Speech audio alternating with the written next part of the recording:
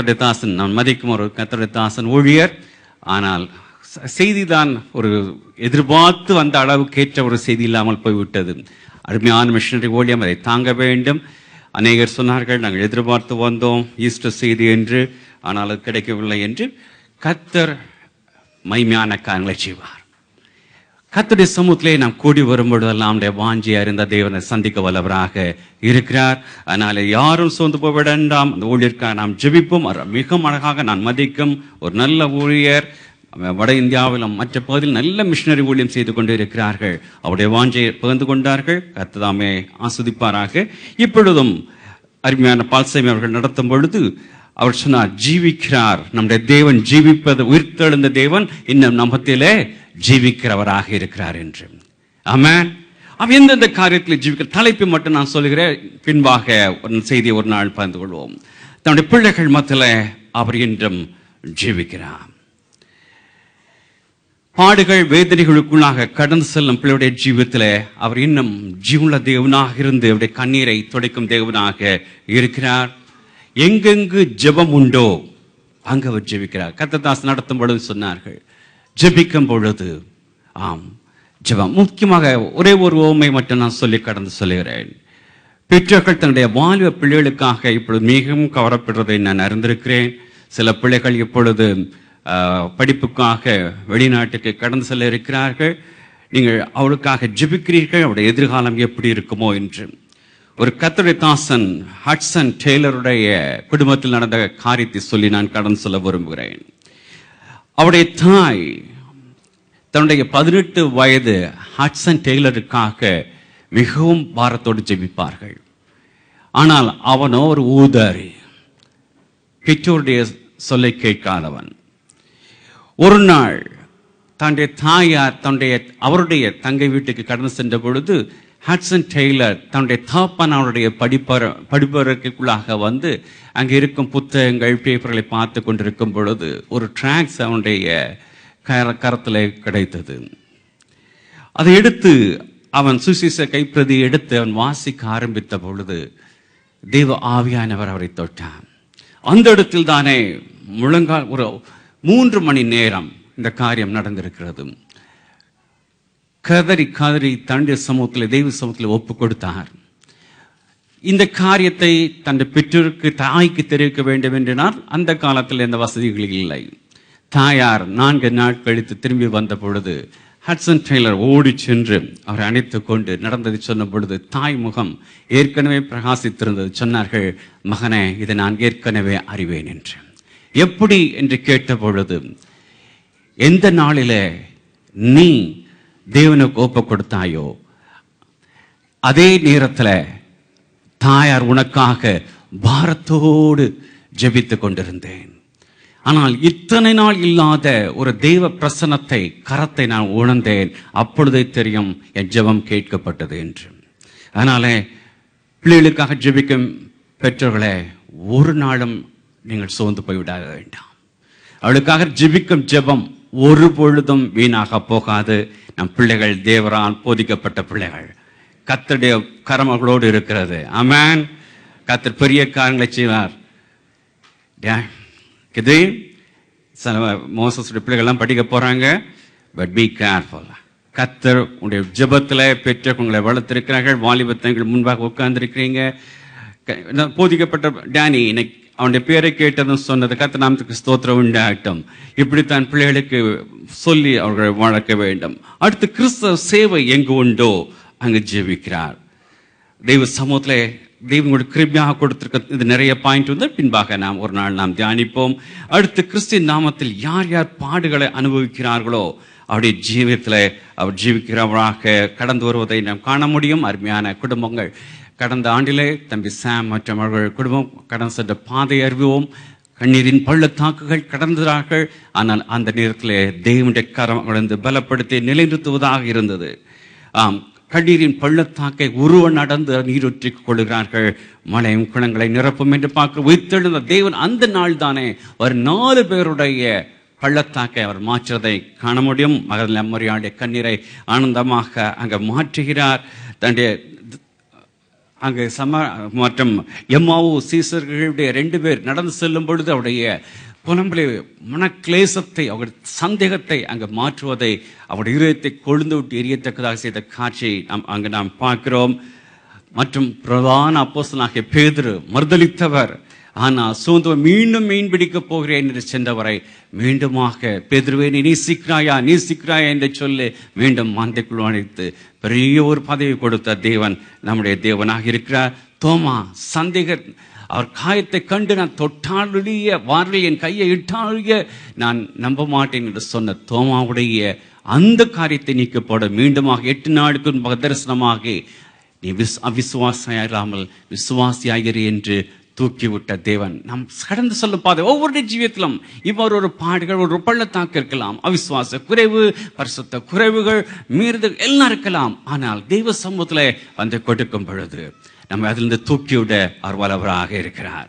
கர்த்தர் நமக்கு ஸ்தோத்திரம். இப்பொழுது நாம் கர்த்தருடைய பந்திக்கு நேராக நாம் கடந்து செல்வோம். கர்த்தருக்கு வரும் பொழுது ஒரு 4 காரியத்தை சொல்ல விரும்புகிறேன். பின்னோக்கி பார்க்க வேண்டும். 4 பார்வை. ஒவ்வொரு கர்த்தருக்கு பந்திக்கு முன்பாக 4 பார்வை. முதலாவதாக நம் கண்கள் பின்னோக்கி கல்வாரி சிலுவையிலே தொங்கி அந்த கீடு அடைந்த கிறிஸ்துவை நோக்க வேண்டும். நமக்காக பாவமாக்கப்பட்ட தெய்வகுமாரன் ஏன் அன்று பாவமாக்க குட் ஃப்ரைடே பெரிய வெள்ளி செய்தி கேட்டோம். இந்த சீடியம் ஆயத்தமாக இருக்குது, நீங்க வாங்கி செல்லலாம். ஏன் பாவமாக்கப்பட்டார்? என்னுடைய உங்களுடைய பாவங்களுக்காக. நாம் அதையும் அருமையாக பாசமி அவர்கள் நடத்தும் போது சொன்னார்கள், நாம் பரிசுத்தவான்களாக இருக்கும் பொழுது அல்ல, நாம் பாவிகளாக இருக்கும் பொழுது நமக்காக அவர் மரித்தார். அழகாக ரோமர் 5:8 பார்க்கிறோம். நாம் பாவிகளாக இருக்கையில் கிறிஸ்து நமக்காக மரித்ததினாலே தேவன் தம்மேல் வைத்த தமது அன்பை விளங்க பண்ணுகிறார் என்று கூறுகிறார். நம்மை அன்பு கூறிடம் நேசம் பாராட்டுவது மனித அன்பு, ஆனால் பகைக்கர்களும் நேசிப்பதுதான் தெய்வீக அன்பு. இதைத்தான் கல்வாரிலே தேவ அன்பு வெளிப்பட்டதை காண்கிறோம். அடுத்ததாக நமக்குள் நாம் நோக்க வேண்டும். அதைத்தான் 1 Corinthians 11:20 பார்க்கிறோம். எந்த மனிதனும் தன்னைத்தான் சோதித்து அறிந்து இந்த பாத்திரத்துல பழங்க கொள்ள வேண்டும். நம்ம பரிசுத்தத்தை தேவன் காண்கிறாரா அல்லது நீதியை காண்கிறாரா? இல்லை. இவைகளெல்லாம் அழுக்கடைந்த கந்தைகள் என்று வேதம் திட்டமாக சொல்கிறது. தீர்க்கதரிசியான ஈசையா ஒரு நாள் தேவனுடைய தரிசனத்தை கண்டதும் தன் பாவ நிலைமை அறிந்தவனாக, ஐயோ அதமானேன், அசுத்த உதடுள்ள மனிதன் என்று தன்னை தாழ்த்தி கதறுவதை நான் காண்கிறோம். தேவ சமூகத்தில் கிட்டி சேரும் பொழுதெல்லாம் நம்முடைய அபாத்திரத்தன்மை உணர்ந்தவனாக, பாவியாக என்மேல் கிருபையாக இரும் என்றுதான் கத்த தோண்டும். அதுதான் முக்கியம். அதுக்குத்தான் சபை உண்டது, அதுக்குத்தான் கர்த்தருடைய பந்தி உள்ளது. ஏற்கனவே தன்னை தான் ஆராய்ந்து பார்க்கும் பொழுது, ஐயோ இந்த இடத்துல நான் பாவம் செய்திருக்கிறேனே, இந்த இடத்துல வாரி பேசி விட்டேனே, இந்த இடத்துல இப்படி செய்து விட்டேனே, தப்பனே தயவாக மன்னியும் என்று சொல்லும் பொழுது ஒரு பெரிய ஆசுவாத்தை பெற்றுக் கொள்வர்களாக இருக்கிறோம். அரிசோனாவிலே ஒரு வேலைவாய்ப்பு மையத்தில் செல்லும் பொழுது அங்கு ஒரு ஆண் அளவு உயரத்திற்கு ஒரு மிரர், முகம் பார்க்க கண்ணாடி வைத்திருப்பார்களாம். அதற்கு மேலே நீங்கள் இந்த ஆணை வேலைக்கு அமர்த்துவீர்களா? நீங்கள் இந்த ஆணை யார் நிற்பான்? நம்ம தான் நிற்போம். அதற்கு முன்பாக ஜட்ஜ் யுவர் செல்ஃப் என்று சொல்லப்பட்டிருக்குமாம். ஆம் பிரியமானவளே, இதற்கு முன்பாக வரும்பொழுது ஒரு கண்ணாடியை போல நான் பரிசுத்தமாக இருக்கணும், எந்த இடத்தில் குறை போட்டிருக்கேன் என்று நிதானித்தவளாக பங்கு கொள்ளும் என்றால் ஆசீர்வாதமாக இருக்கும். மூன்றாவதாக நம்மை சுற்றி பார்க்க வேண்டும். 1 Corinthians 10:17 படி அந்த ஒரே அப்பத்தில் நாம் எல்லாரும் பங்கு கொள்கிறபடினால் அநேகராகிய நாம் ஒரே அப்பமும் ஒரே சரீரமாக இருக்கிறோம். ஐயா, நாம் பூரணப்பட்டவர்கள் அல்ல, நாம் பூர்ண பரிசுத்தவான்களும் அல்ல, இவைகளுக்கு அழைக்கப்பட்டிருக்கிறோம். அதை போல் தான் பக்கத்தில் இருக்க விசுவாசியம் குறைப்பட்டிருக்கலாம். அவர்களை ஜட்ஜ் செய்ய நமக்கு எந்த அதிகாரமும் தேவன் கொடுத்திருக்கவில்லை. ஒருவேளை அவன் தேவனுடைய சமூகத்தில் அவன் செய்த குற்றத்தை நீங்கள் அறிந்திருக்கலாம், தேவன் அவனை மன்னித்ததை நீங்கள் அறிந்திருக்க மாட்டீர்கள். அதனால யாரையும் நாம் ஜட்ஜ் செய்ய, நியாயத்திற்கு அதிகாரத்தை தேவன் நமக்கு கொடுக்கவில்லை. அதனாலே நாம் யாரையும் நாம் குற்றவாளி என்று தீர்க்காது தேவன் வெளியேற கொடுத்திருக்கும் இந்த ஐக்கியத்தை மட்டும் நோக்கலாக இதில் பங்கு கொள்ளும் பொழுது ஒரு பெரிய ஆசீர்வாதம் நம்மை பெற்றுக் கொள்கிறோம். கடைசியாக நாம் முன் பார்க்க வேண்டும், எதிர்காலத்தை நோக்க வேண்டும். 1 கொரிந்தியர் 11:24 அவர் வரும் வரை என்ற பதத்தை காண்கிறோம். அவருடைய 2ஆம் வருகை வாஞ்சித்து அதை எதிர்நோக்க வேண்டும். கர்த்தர் வருமளவும் அட மரணத்தை தெரிவிக்கிறீர்கள் என்று அழகாக அங்கு சொல்லப்பட்டிருக்கிறது. அதுவரை நாம் இதனை, அதாவது நாம் ஜீவன நாளும் இது நாம் பங்கு கொள்ள வேண்டும். காரணம், இந்த ஜீவியத்தோடு இந்த பந்தயம் முடிந்துவிட போவதில்லை. அந்த ரகசியத்தை அறிந்து கொள்ள வேண்டும். இந்த உலகத்தோடு இந்த பந்தயம் முடிவுவில்லை. மத்தேயு 26:29 கர்த்தர் இயேசு கிறிஸ்து தானே சொல்கிறார், இது முதல் இந்த திராட்சரசத்தை நவமானதாக உங்களோட கூட என் பிதாவின் ராஜ்யத்தில் நான் பானம் பண்ணும் நாள் வரைக்கும் இதை நான் பானம் பண்ண போவதில்லை என்று சொல்லியிருக்கிறார். இன்று கிருபையாக நாம் பானம் பண்ணுகிறோம்.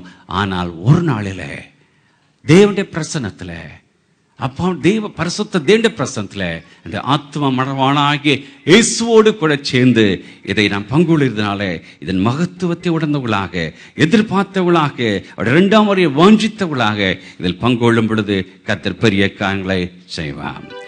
பின்னோக்கி கிறிஸ்து நம் ஜீவிப்பிற்காக, நம் மீட்பிற்காக செய்த காரியத்தை நிதானித்து, அப்பா எவ்வட்டுமாக எங்களுக்காக கல்வாசூர்ல அடிக்கப்பட்டீங்கப்பா, ஒடுக்கப்பட்டீங்கப்பா என்ற நினைவு கூர்ந்தவளாக உள்நோக்கி இந்த மாத்திர நிலைமை கண்டு பாவியாகின் மேல் கிருபியாக என்று கதறி நம்மை சுற்றி பார்த்து தேவனை கிறிஸ்து இயேசுக்குள்ளே நீ கொடுத்திருக்கும் விலையேறப்பட்ட அந்த ஐக்கியத்திற்காக, இந்த சபைக்காக, அந்த சகோதரனுக்காக, சகோதரிக்காக நன்றி என்று சொன்னவளாக, எதிர்காலத்தை நோக்கியவளாக, அப்ப அந்த ஜீவியத்தில் கொடுத்திருந்த ரட்சிப்பின் சந்தோஷத்திற்காக, இந்த பாப்பா அம்மளோடு ஒப்புரவாகத்தக்கதான அந்த கர்த்தருடைய பந்தைக்காக, கொடுத்த நல்ல ஐக்கியத்திற்காக நன்றி அப்பா.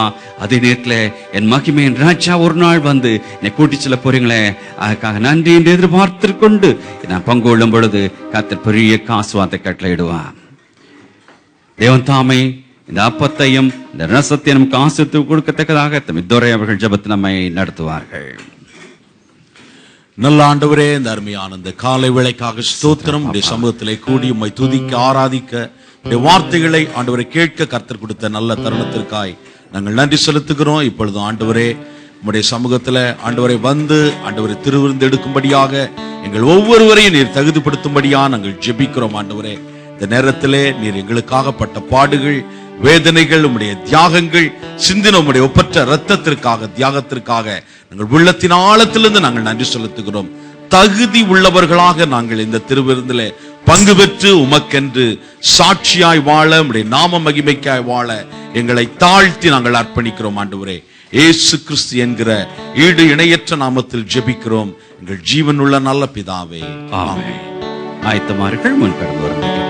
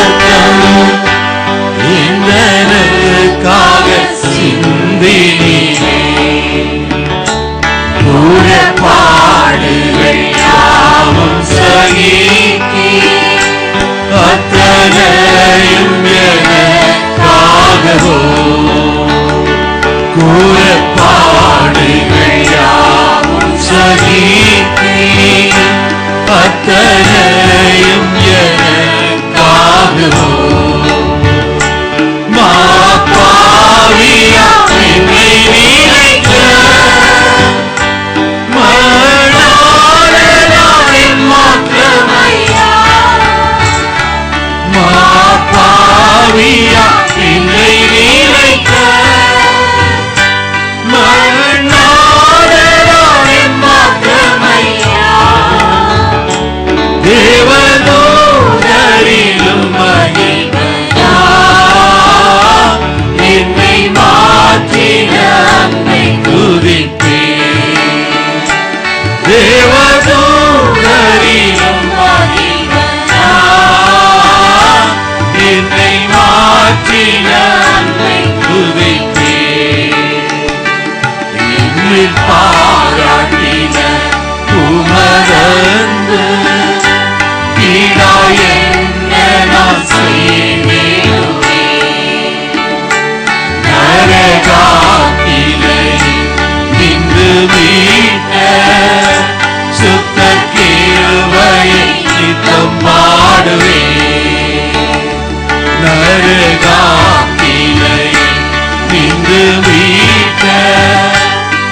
கிருபையை நித்தம் பாடுவே.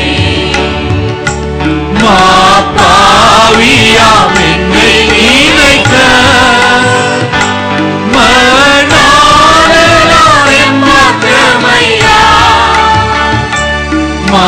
பாவியாம் என்னை நினைக்க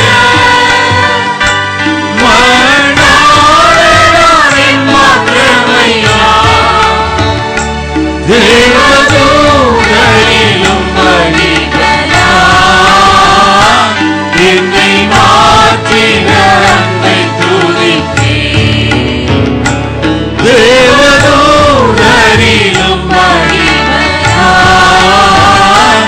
என்னை மாற்றின அன்பை துதிப்பேன். எந்தன் பாவங்கள் பார சுமை தாங்க கூடாத மாபாரமே மன்னிக்கும் தரித்திருத்த என் தேவா, மன்னிக்கும் மறந்தும் தள்ளினே. மன்னிக்கும் தரித்திருத்த என் தேவா, மன்னிக்கும் மறந்தும் தள்ளினே. பாவியாம் என்னை நினைக்க மரணாயம் பாக்கிரமையா. பாவியாம் என்னை நினைக்க மரணாயம் பாக்கிரமையா. தேவதூதரிலும் மகிமையா என்னை மாற்றின அன்பை துதிப்பேன். தேவதூதரிலும் மகிமையா என்னை மாற்றின அன்பை துதிப்பேன். எங்கள் பாதங்கள் சரித்திடும் போது வலக்கரத்தாலே தாங்குவீர். மனபாரத்தால் சோர்ந்திடும் போது ஜீவ வார்த்தையால் தேற்றுவீர். மனபாரத்தால் சோர்ந்திடும் போது ஜீவ வார்த்தையால் தேற்றுவீர். பாவியாம்